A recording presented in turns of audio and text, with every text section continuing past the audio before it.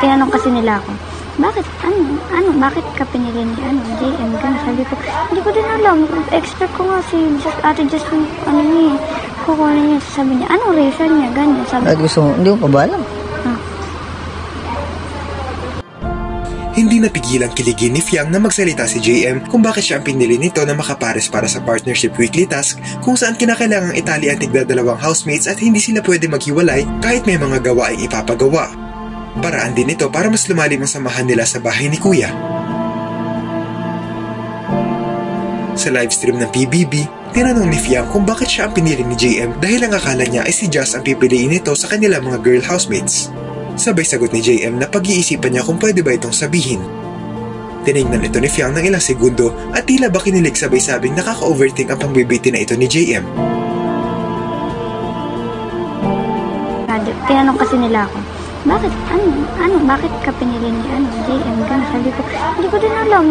Expect ko nga si Ate Justin, kukunin niya. Sabi niya, anong reason niya, gano'n. Sabi At gusto mo, hindi mo pa ba alam?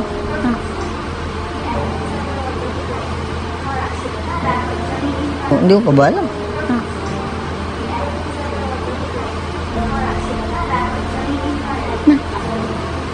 Wait lang, pag-iisip ako lang pwede sabihin.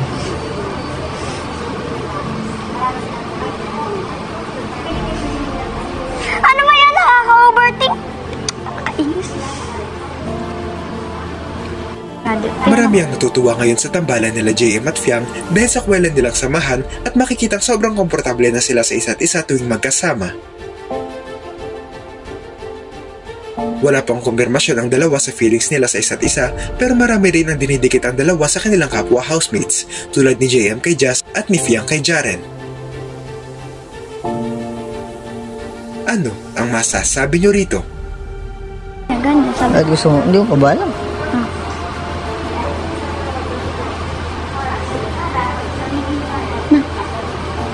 Wait lang, pag-iisip ako lang pwede sabihin.